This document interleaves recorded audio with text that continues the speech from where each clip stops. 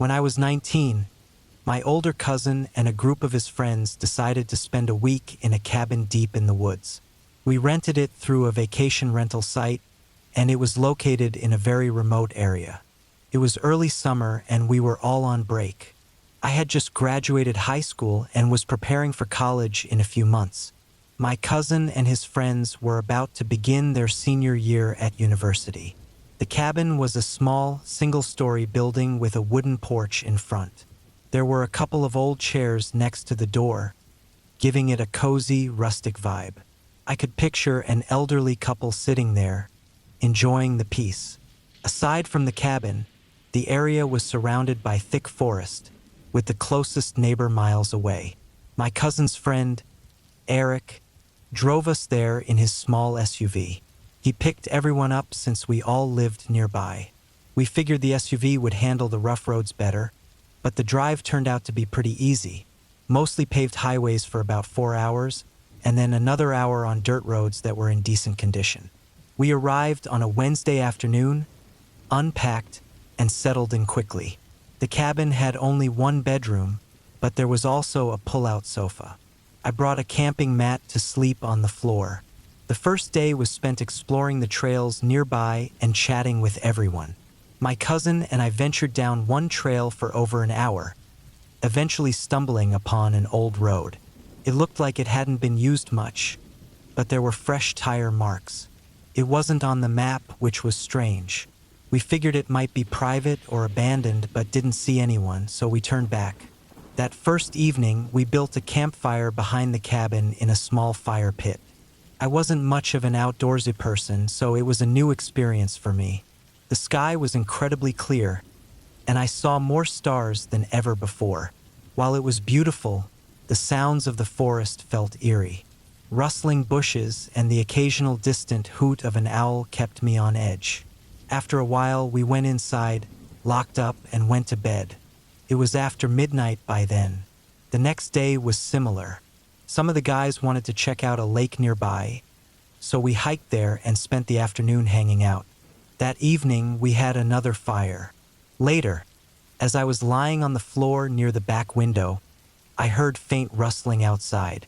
At first, I thought it was just the wind, but the sound grew louder, like something moving through the brush. My cousin, who was on the pull-out couch about 10 feet away, heard it too. He dismissed it as a raccoon or deer, but I worried it might be a bear. The noise seemed to get closer. I think I was the only one still awake at that point. Curious and a little scared, I knelt by the window to look outside. It was too dark to see clearly, but I could make out a shape. It looked like a person, but that didn't make sense, so I convinced myself it had to be an animal. The following morning, I went outside to check the area where I'd seen the shape. I expected to find animal tracks, but there were only shoe prints, ours. I kept it to myself and didn't mention it to anyone. That evening, as we finished dinner inside, the light was starting to fade. We were planning another campfire and some beers. Suddenly, I noticed movement outside the window. A figure emerged from the trees, slowly walking toward the cabin. We all jumped up. It was a man, scruffy and limping slightly. He stopped about 20 feet from the porch, just staring at the cabin. Eric grabbed a flashlight but didn't turn it on. He stepped out onto the porch and called, "Do you need something?" The man didn't reply. He just stood there, silent, watching us. After what felt like forever, he turned and walked back into the forest. We watched him disappear into the trees, then quickly locked the doors and windows. None of us slept well that night. We stayed up talking, trying to make sense of it. The man hadn't done anything overtly threatening, but the whole situation was unnerving. It made us wonder if he'd been the one outside the cabin the previous night. The next morning, we decided to leave early. None of us wanted to stay another night. As we drove away, my cousin messaged the property owner to explain why we were leaving and asked for a refund for the unused nights. The owner responded, saying no one else should have been in the area and promised to investigate. He did refund us, but it didn't seem like he was too concerned. We never figured out who the man was. Whether he was a local or someone with ill intentions, the encounter left us shaken. The fact that he might have been lurking around while we slept was what scared me the most.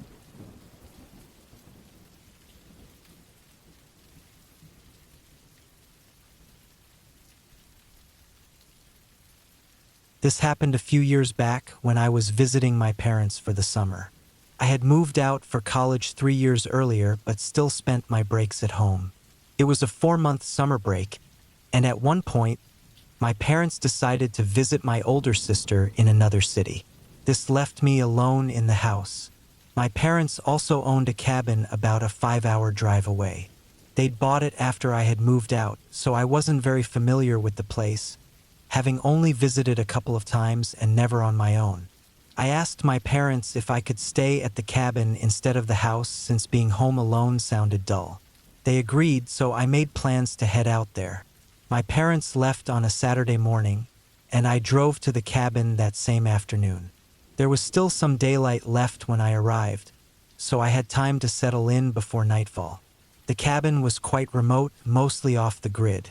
Running water was limited, and it still had the original outhouse built in the 1930s. The building had wooden siding, giving it the appearance of a log cabin, even though it wasn't one. The porch out front was old and creaky, with a missing board on one side. My dad had plans to upgrade it and install a better septic system, but hadn't gotten to it yet.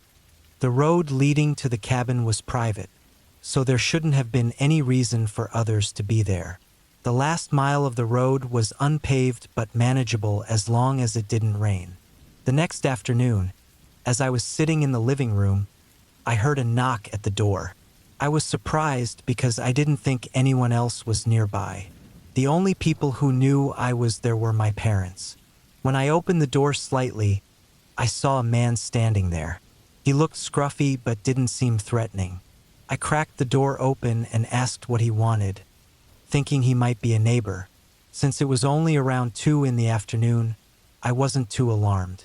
I opened the door a bit wider but kept the screen door shut. The man smiled and said he was lost and needed directions. Even though it seemed odd, I gave him directions back to the main road, which was just a straight path. It would have taken at least an hour on foot, so I couldn't figure out how he had ended up so far out. As we talked, I noticed him glancing over my shoulder, as if he were trying to get a look inside the cabin. That made me uneasy, but after about 5 minutes, he thanked me and walked away. I watched him head down the road until he was out of sight. Even though the situation felt strange, it wasn't enough to panic about. Later that night, I was in the living room watching an old movie on the VCR. When the movie was nearly over, I decided to have a smoke.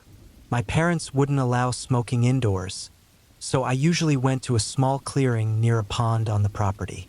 I put on my shoes and grabbed my flashlight before heading outside. It was around 10 p.m., and the woods were pitch black.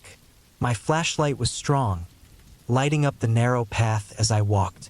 When I reached the clearing, I set the flashlight down on the ground, angling it upward for some light, and lit a cigarette.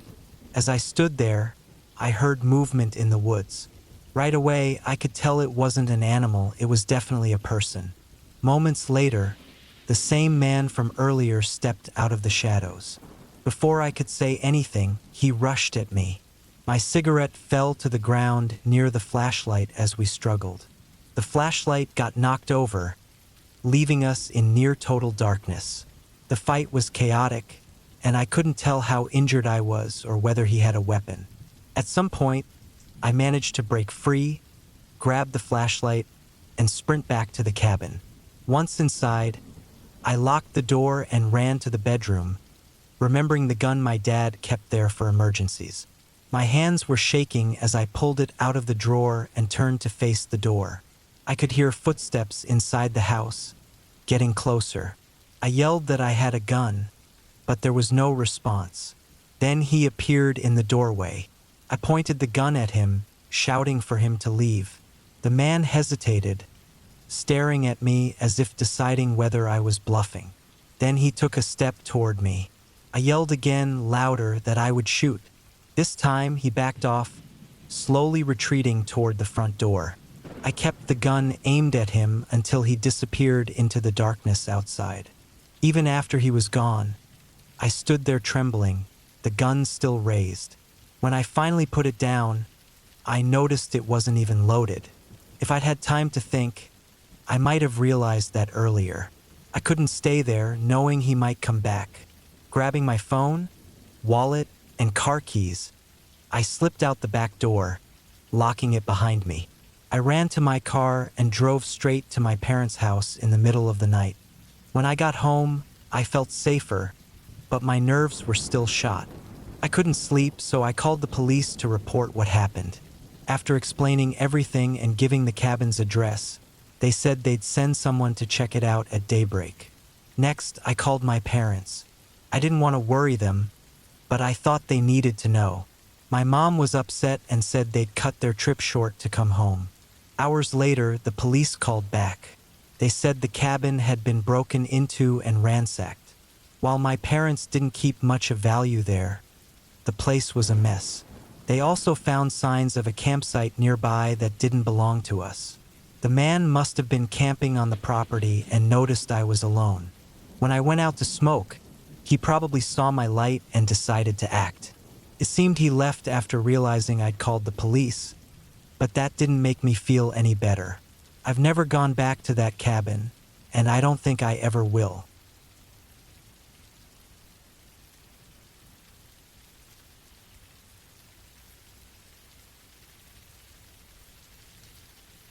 When I was about 11, my dad decided we should take a summer trip together.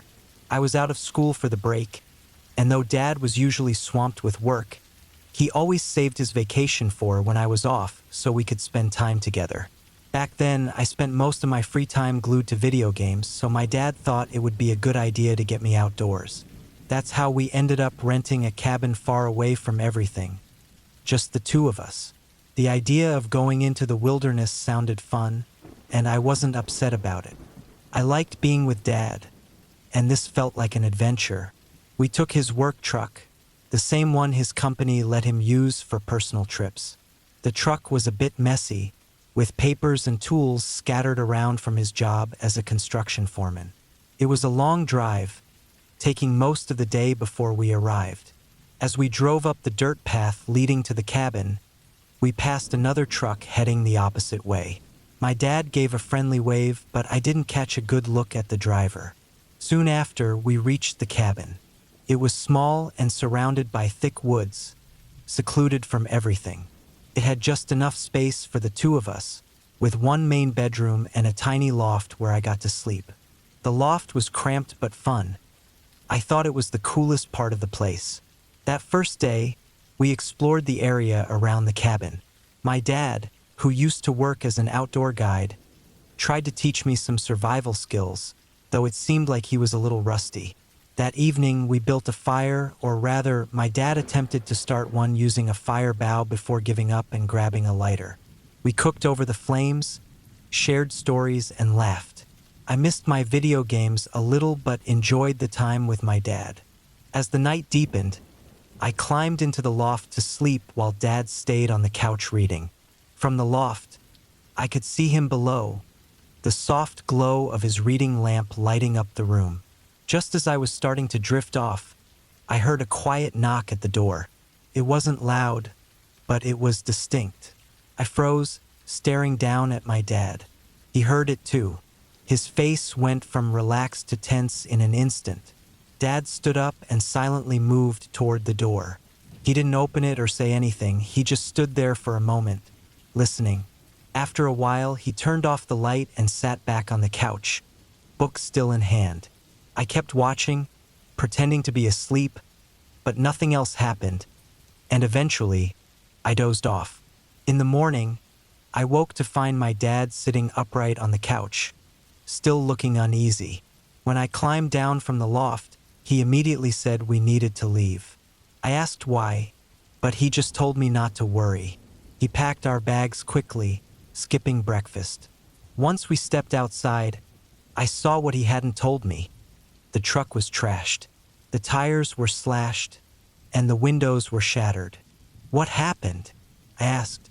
Dad didn't answer. He just grabbed some papers from the truck and told me to stay close. We had no choice but to walk to the main road. The idea of hiking through the woods made me nervous, but Dad stayed calm, which helped me feel a bit safer. We stuck to the long dirt driveway leading away from the cabin. I kept looking over my shoulder, scared that whoever had wrecked the truck might still be around. After about an hour, we reached the main road. I was exhausted, my feet sore, but seeing the pavement felt like a relief.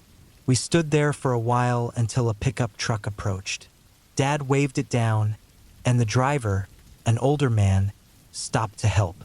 Dad explained briefly what had happened, and the man kindly offered us a ride to the nearest town. During the ride, Dad chatted with the driver, but he didn't go into much detail about what had happened, especially not in front of me. Once we reached town, the driver dropped us off at a diner. We thanked him and he drove off. Dad called the police and arranged for a tow truck. While we waited, I couldn't help but ask what was going on. Dad looked at me seriously and admitted he didn't know. He said he hadn't heard anything after the knock on the door, but thought he might have dozed off. After the incident, we never talked about it again. For a while, I wondered if we'd been targeted, maybe because of Dad's work. But as I grew older, that didn't make sense. Dad wasn't some big executive with valuable secrets. Most likely, it was just some random person messing around. Maybe even the driver of the truck we passed on the way in. Whoever it was, they left a mark on that trip, and we never returned to that cabin again.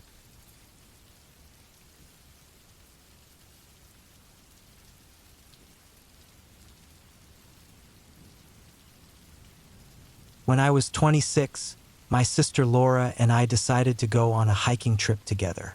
We both loved spending time in nature and thought it would be a fun way to spend the weekend.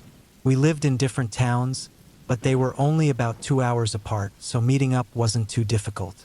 We picked a well-known trail in a state forest about 3 hours from my place. It was a Friday morning when we set out.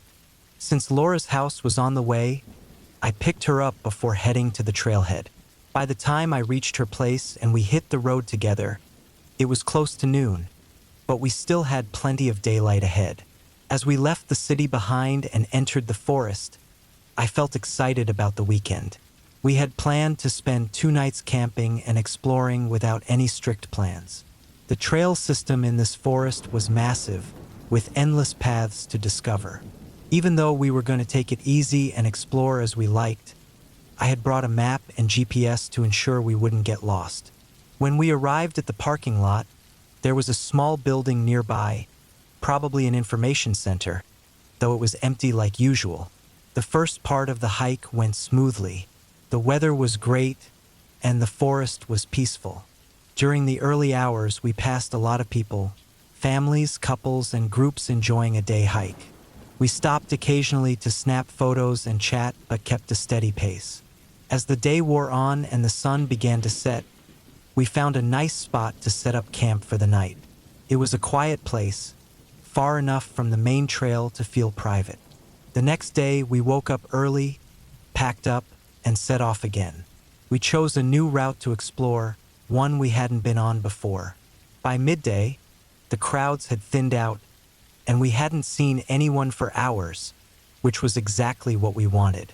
Around mid-afternoon, we stopped for a break near a small stream. While we ate, Laura noticed a narrow, overgrown path branching off from the main trail. It wasn't on the map, which made it even more intriguing. Curious, we decided to follow it. The path quickly became more overgrown the further we went. At times, it felt like we weren't even on a trail, though we occasionally spotted old markers, so we weren't completely lost. After about an hour, the path led us to a small, run-down cabin hidden deep in the woods. It was surrounded by a clearing and looked like it had been abandoned for years. The windows were shattered, and parts of the roof were caving in. We walked around the outside, curious but cautious. That's when we noticed fresh tire tracks in the dirt around the cabin. They stood out starkly against the forest floor, making it clear someone had been there recently. The tracks surprised us since we thought we were far from any road. They seemed to belong to an ATV, given the size and shape, but it was strange to see them in such an isolated area. We peered through the broken windows of the cabin and saw nothing but old furniture and debris inside. Still, the fresh tire tracks gave me an uneasy feeling. It seemed like we were intruding, but at the same time, it made the place even more intriguing. Who would be using such a rundown building and why? Despite our unease, we decided to take a closer look. We carefully stepped inside through the front door, which creaked loudly as it opened. The interior was in terrible condition. The wooden floors were soft and rotting, and everything else was falling apart. One thing stood out, though, a large duffel bag tucked into a corner. Unlike the rest of the cabin, the bag looked new, like someone had placed it there recently. Laura and I exchanged a nervous glance. We both knew we probably shouldn't mess with it, but curiosity got the better of us. I walked over and unzipped it. The moment I saw what was inside, my heart started racing. The bag was full of guns. I didn't take a closer look. I zipped it back up immediately and told Laura we needed to leave. She hadn't seen what was in the bag, so she hesitated, confused, but I insisted we run. Once we were back in the woods, I felt a little safer but still on edge, worried someone might follow us. We hurried back to the main trail, keeping a fast pace and barely speaking. By the time we reached the main trail, it was getting dark. We decided to set up camp again for the night since it was too late to hike out. That night around the campfire, we talked about what had happened. We guessed the cabin was being used for something illegal, maybe by criminals storing weapons or supplies. It was unsettling to think how close we had come to whoever had been using the place. I kept listening for sounds in the night, worried someone might track us down, but the night passed without incident. The next morning, we packed up and hiked out as quickly as we could. It was our last day anyway, but the discovery at the cabin had left us both shaken. We didn't stop much until we were back at the parking lot. Seeing families and other hikers near the trailhead felt surreal. They had no idea what was hidden out in the woods. We reported the cabin and what we found to the authorities. When I followed up later, they told me the place was empty when they arrived. Whoever had left the bag there must have come back for it.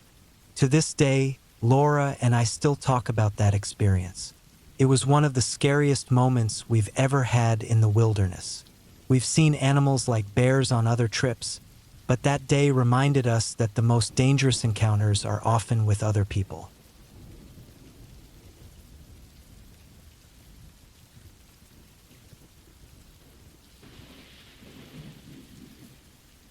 It was a cold, rainy night when I got to the cabin. The rain hadn't stopped all day, and by the time I parked my car, the driveway had turned into a river of mud.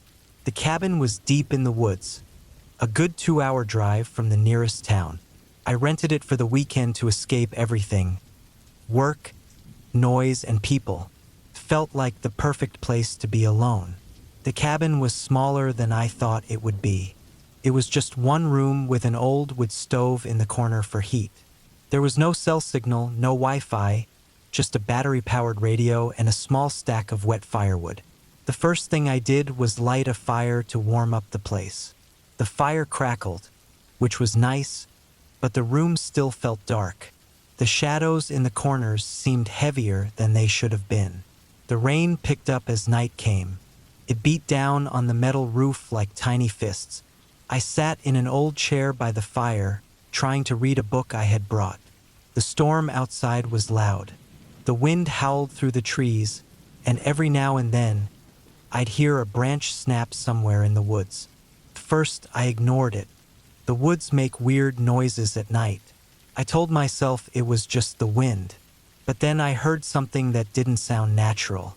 It was a sharp knock on the wall.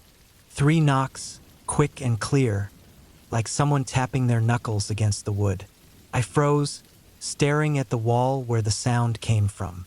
Then it happened again, this time on the window near the door.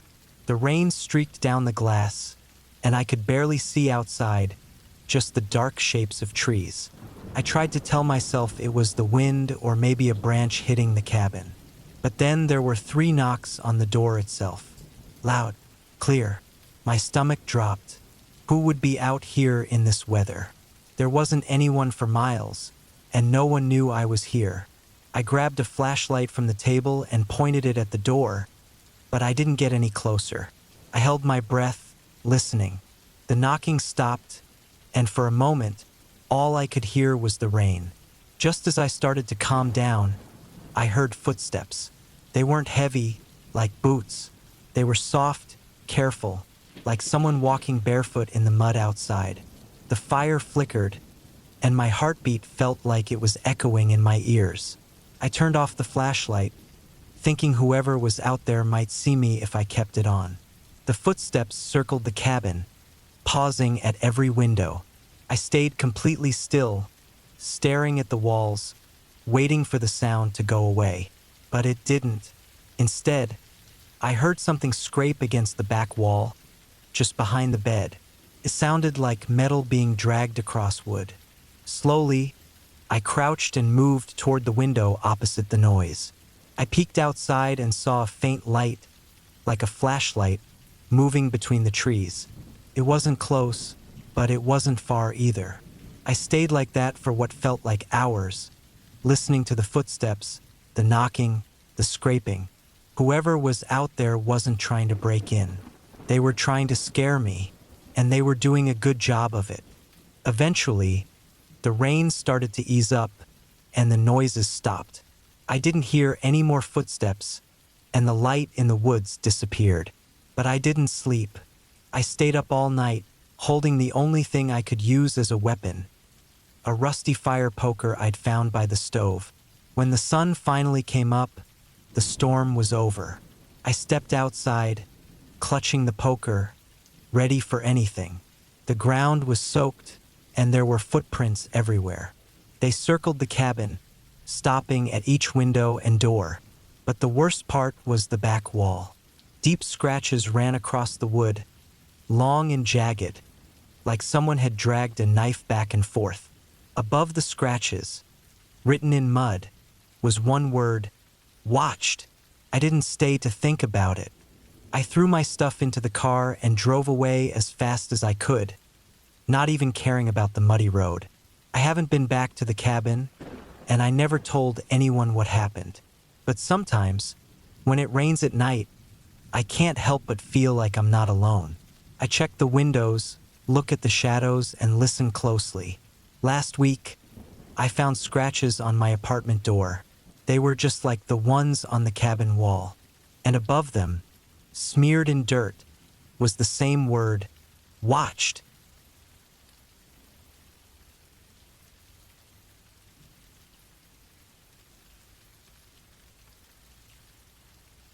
I hadn't seen my ex-wife's new place yet. A few months ago, she moved into a cabin about an hour outside of town with the kids. After the divorce, I didn't care much where she went, but my kids were with her. That was reason enough for me to check it out. I told her I'd drop by to bring some things the kids had left at my house. The drive out there was calm at first, but as soon as I turned onto the narrow dirt road that led to the cabin, I felt uneasy. The trees were thick here, their branches blocking most of the sunlight. It made the road dark, even though it was the middle of the day. When I finally saw the cabin, it was small and simple, with a porch that wrapped around the front. The kids were supposed to be home, but I didn't see them anywhere outside. I parked and got out of the car. The air felt strange, colder than it should have been. It was the kind of cold that sank into your skin, even though it wasn't winter. I knocked on the door but didn't hear anything. That wasn't too weird, maybe they were out back. I called her phone, but it went straight to voicemail. I walked around the cabin to check the backyard. That's when I noticed the shed at the edge of the woods. Its door was cracked open and swaying a little in the breeze. Something about it made me stop. I couldn't explain why, but I felt like I needed to see inside. My gut told me to leave a note for them and go home, but I didn't listen. I stepped up to the shed and pushed the door open. It was dark inside, but enough light came through the cracks in the wood to see. There were stacks of firewood, a few rusty tools, and strangely, a small mattress on the floor. It was filthy, covered in dirt and stains. It didn't look like something my ex-wife would leave there.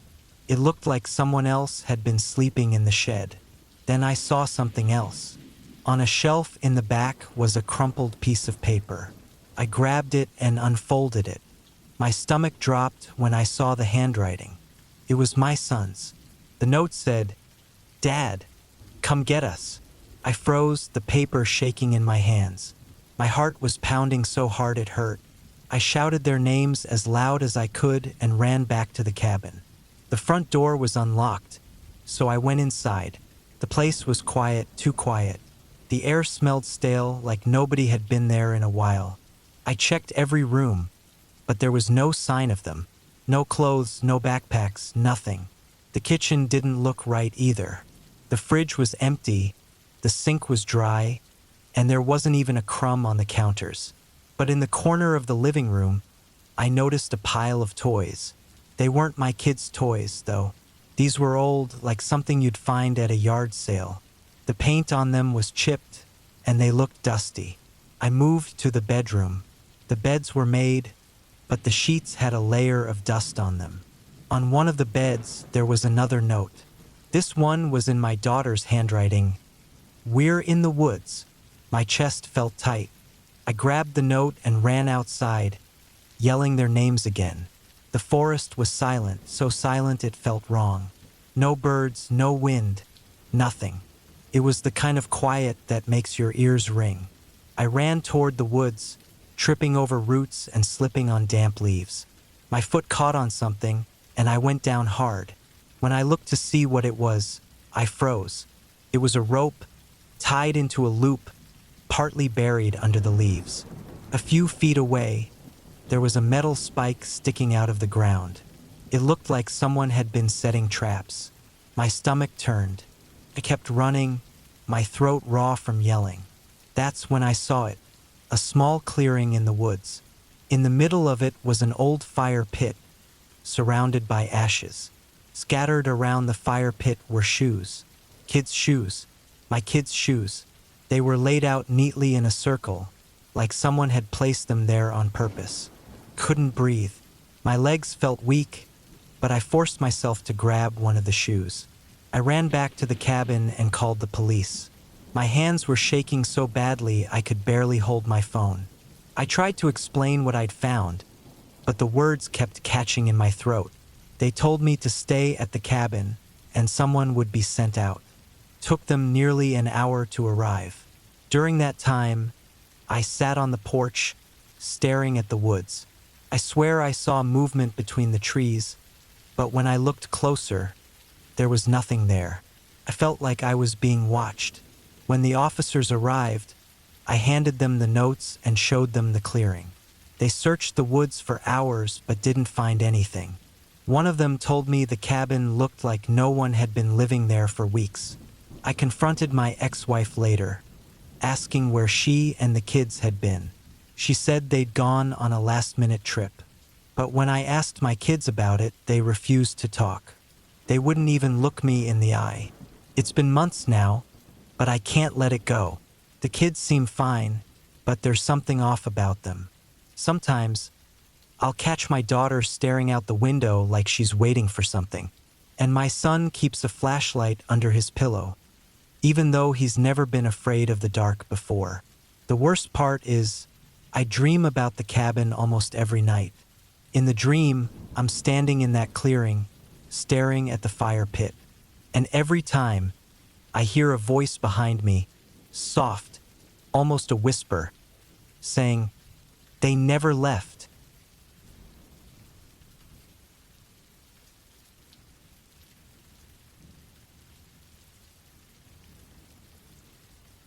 I always liked the idea of being alone in the woods.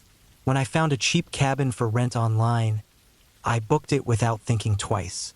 The ad said it was far from people, surrounded by trees, with no phone service. It sounded perfect. I just wanted quiet and time to clear my head. The drive was long, and the roads got smaller and darker as I went. By the time I got there, the sun was going down, and everything was glowing orange. The cabin looked just like the pictures. Tiny, simple, and far from everything. After I brought my stuff in, I looked around. The cabin had just the basics. A little kitchen, a bed, a fireplace, and one lamp on an old wooden table. Smelled a bit like wet wood, but I didn't mind. I made a quick dinner and sat by the window, watching the trees fade into the night. At first, the quiet was nice. The wind moved through the trees, and the cabin made little creaking sounds. But as it got later, I started hearing other things. Small noises that didn't seem normal. A stick snapping, leaves shuffling, and something lightly tapping on the cabin walls. I told myself it was just animals, maybe a raccoon or some birds, but the tapping kept happening. It was slow, like it was done on purpose, and it moved around, first one side of the cabin, then another. I walked to the windows and looked out, but I couldn't see anything. The dark felt heavy, like it was pressing against the glass. I locked the doors. It felt silly, but I couldn't shake the feeling that something wasn't right. Around midnight, I heard a loud thump on the back wall. It wasn't small or light. It was hard and heavy, like something big had hit the cabin. My chest felt tight as I grabbed my flashlight and looked out the back window. The beam barely lit up the trees. There was nothing there. Then I saw them. Footprints in the dirt, leading away from the cabin. They were barefoot, human, and fresh. The edges of the prints were sharp, like they had just been made. My stomach dropped. Nobody should have been out here. I closed the curtains and turned off the light. I sat in the dark, holding my breath, with my heart racing. I didn't want to see anything else. The noises didn't stop. I could hear footsteps now, slow and steady, walking around the cabin. Whoever it was, they weren't in a hurry. They circled again and again, pausing near the windows and doors. I stayed on the floor, gripping a kitchen knife, my ears straining to hear every sound. The steps got closer. I could feel it, like they were testing how far they could go. Hours passed like this, the footsteps stopping and starting. The person never knocked or tried the door. They just kept walking. Finally, the noises stopped. The sky outside started to brighten, and everything went quiet. I didn't wait to find out if they were really gone. I shoved my things into my bag and ran to my car, locking the doors as soon as I got inside. My hands shook so badly I could barely get the keys in the ignition. As I drove away, I glanced in the mirror. The cabin disappeared behind me, but something else caught my eye. A figure was standing at the edge of the trees, barefoot, watching me. They didn't move. They just stood there, still as a statue. I didn't tell anyone about what happened. I don't rent cabins anymore. I don't even go camping. But sometimes at night, I wake up and feel like I'm being watched. A few weeks ago, I found footprints outside my apartment window, barefoot, just like the ones by the cabin.